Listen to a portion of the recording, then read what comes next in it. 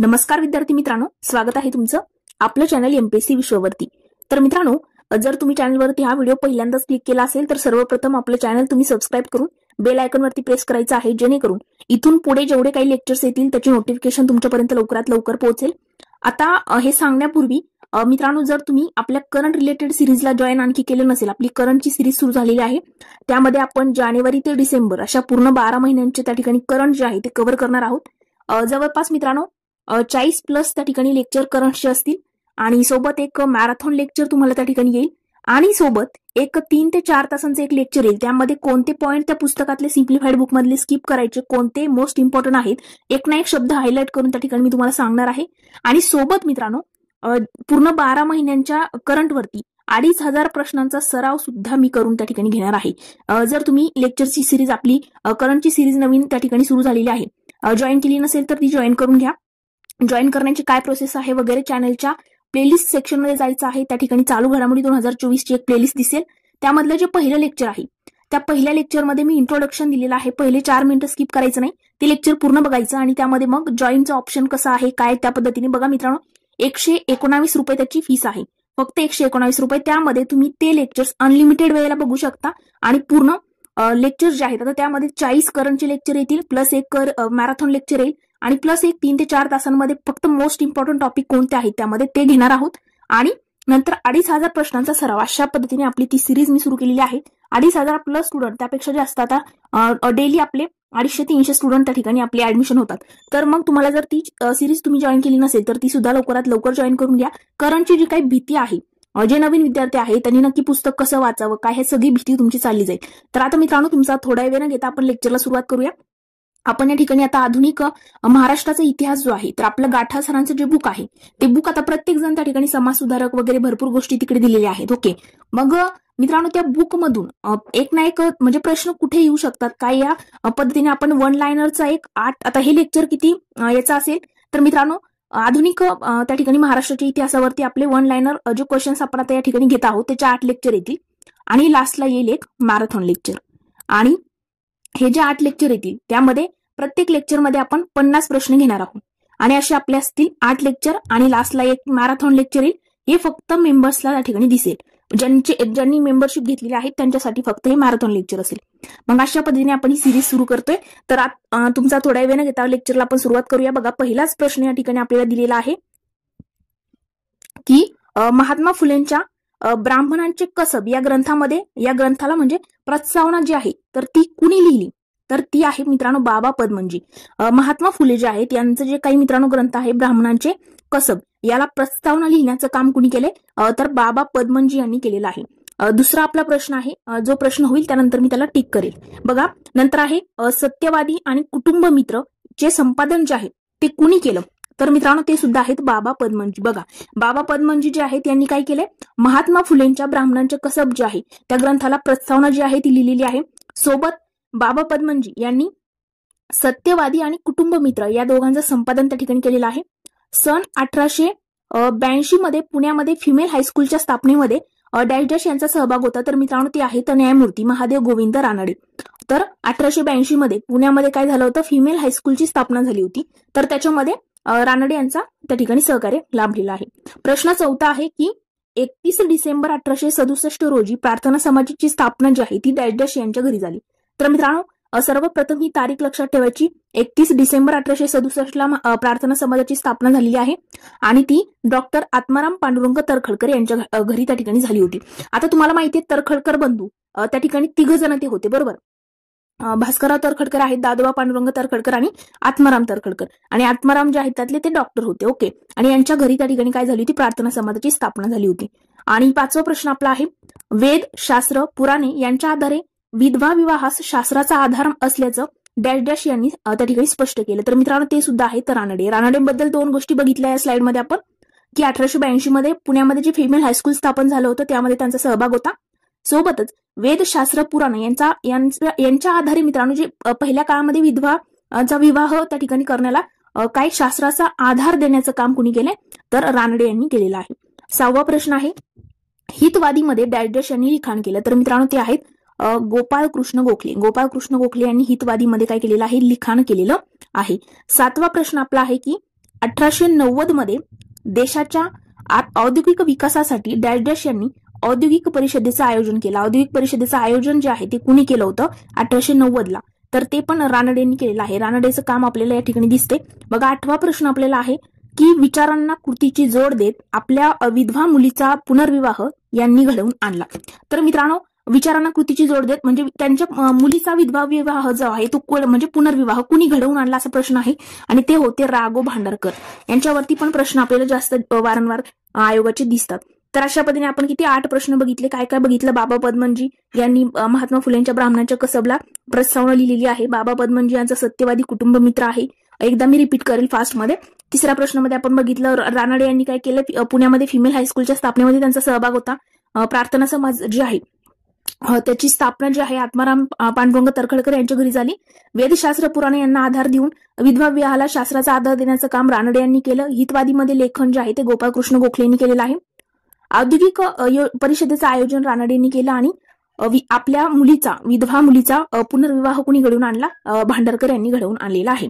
आता 9वा प्रश्न आपला आहे, इंडियन स्पेक्टेटर नावाचं जे काही साप्ताहिक आहे आणि नीतिविनोद हा ग्रंथ जो आहे तो ज्यांनी लिहिला ते ओळखा. तर मित्रांनो ते आहेत डॉक्टर बेहरामजी मलबारी. त्यांनी काय केलंय, इंडियन स्पेक्टेटर नावाचं काय आहे, साप्ताहिक आहे, आणि नीती विनोद हा ग्रंथ आहे. हे दोन्ही लिहिण्याचं काम कुणी केलंय? बेहरामजी मलबारी यांनी केलेलं आहे. पुढे आहे मित्रांनो 10वा प्रश्न की बालविवाह आणि लादलेले सक्तीचे वैधव्य या विरोधामध्ये यांनी कार्य केलं. त्यांना बालविवाह विरोधी चळवळीचं त्या ठिकाणी बघा बालविवाह विरोधी चळवळीचे प्रवर्तक म्हणून ओळखले जाते. ते पण आहेत डॉक्टर बेहरामजी मलबारी. काय काय केलंय त्यांनी? इंडियन स्पेक्टेटर नावाचं साप्ताहिक लिहिलं, नीतिविनोद ग्रंथ त्यांचा आहे, बालविवाह आणि लादलेलं सक्तीचं वैधव्य या विरोधामध्ये त्यांनी कार्य केलं, आणि बालविवाह विरोधी चळवळीचे प्रवर्तक म्हणून कोणाला ओळखलं जातं? तर डॉक्टर बेहरामजी मलबारी यांना ओळखलं जातं. विष्णू शास्त्री चिपळूणकरांच्या निबंधमालेचा प्रभाव डॅश डॅश या सुधारकावर होता. तर ते आहेत गोपाळ गणेश आगरकर, आगरकर. तर मित्रांनो विष्णू शास्त्री चिपळूणकर जे आहेत त्यांचा निबंधमालेचा प्रभाव कुणावर होता? आगरकरांवरती होता. नंतरचा प्रश्न आहे, विष्णू शास्त्री चिपळूणकरांच्या स्मरणार्थ नूतन मराठी विद्यालयाची स्थापना जी आहे ती कुणी केली? कुणाच्या स्मरणार्थ? विष्णू शास्त्री चिपळूणकरांच्या स्मरणार्थ नूतन मराठी विद्यालयाची स्थापना करणारे कोण आहेत? तर ते सुद्धा आहेत आगरकर. म्हणजे विष्णू शास्त्री चिपळूणकरांच्या निबंधमालेचा प्रभावही त्यांच्यावर पडला होता, आणि पुढे त्यांनी काय केलेलं आहे तर नूतन मराठी विद्यालयाची स्थापना सुद्धा आगरकरांनी केलेली आहे.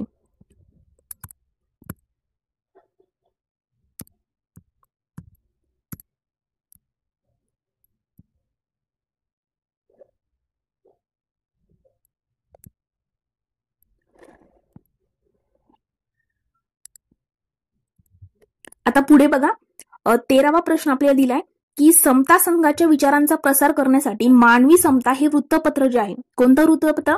तर मानवी समता. हे कुणी सुरू केलं? तर मित्रांनो ते आहेत महर्षी धोंडो केशव कर्वे. समता संघ 1944 त्यांनी स्थापन केला होता. पुढे आहे 14वा प्रश्न आपला की लुकिंग बँक हे आत्मवृत्त कुणाचं आहे? लुकिंग बँक हे कुणाचे असं विचारलंय? तर मित्रांनो ते लुकिंग बँक कुणाचं आहे? तर महर्षी धोंडो केशव कर्व्यांचं ते आहेत. 5वा आहे की माझी साक्ष हे आत्मवृत्त कुणाचे? मित्रांनो ते आहे पंडिता रमाबाई. याच्यावरती प्रश्न आलेला आहे याच्या मागे. स्त्री धर्मनीती आणि उच्चवर्णीय हिंदू स्त्री याच्या लेखिका कोण आहेत असं विचारलंय?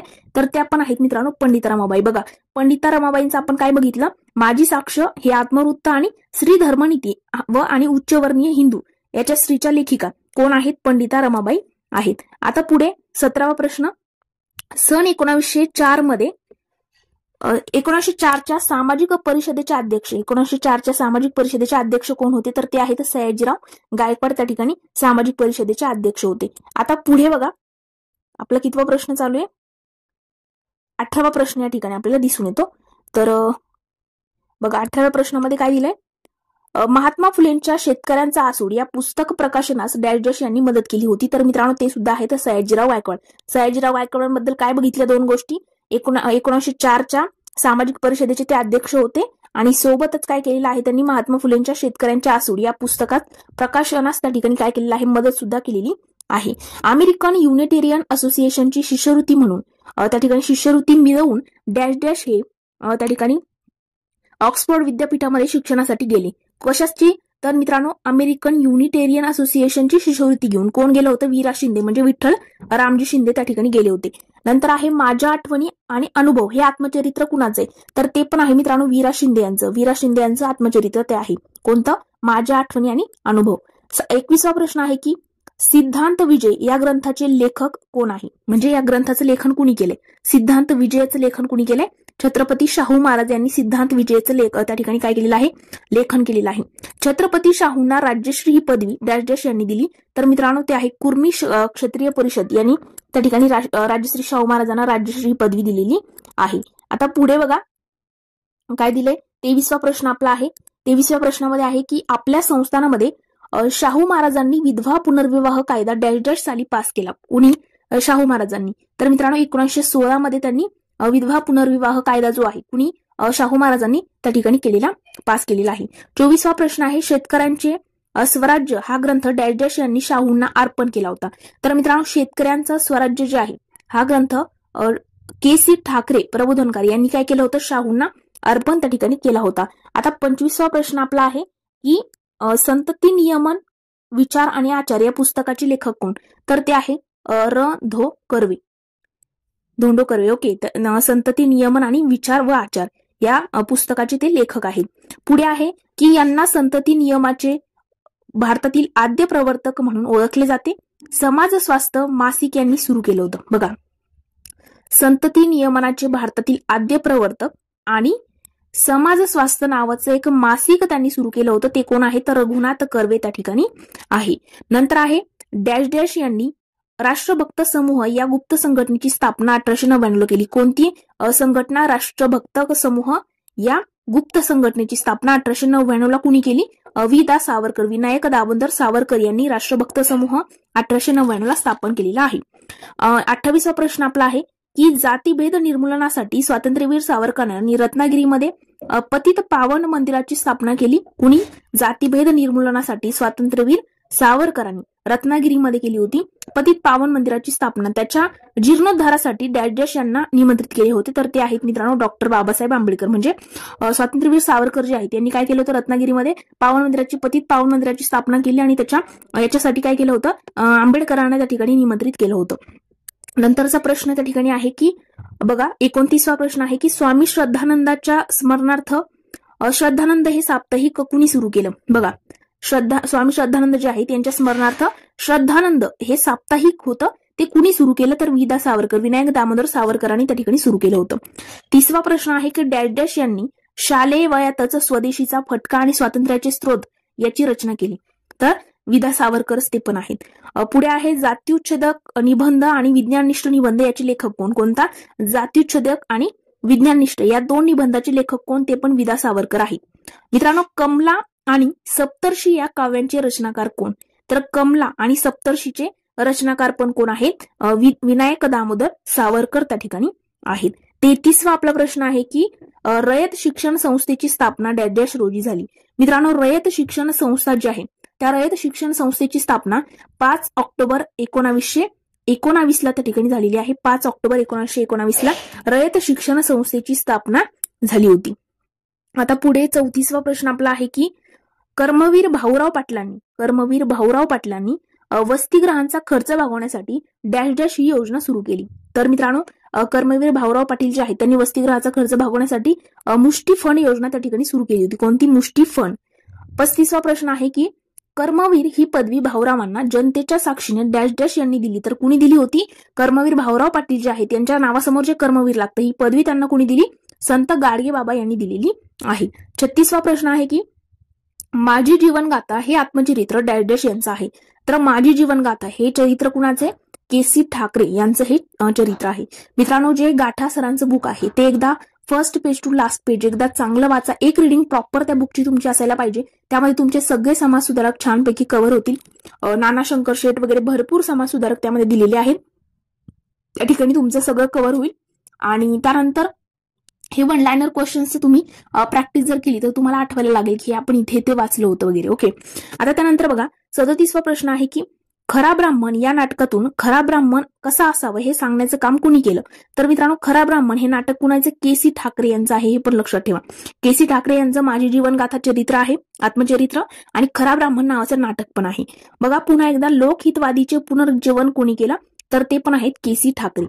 एकोणचाळीसवा प्रश्न आहे, सन 1923 मध्ये महाराष्ट्र धर्म मासिकेची सुरुवात कुणी केली? बघा, महाराष्ट्र धर्म या नावाचं मासिक जे आहे 1923 ला कुणी सुरू केलं असं विचारले, तर विनायक नरहरी भावे यांनी काय सुरू केलं होतं?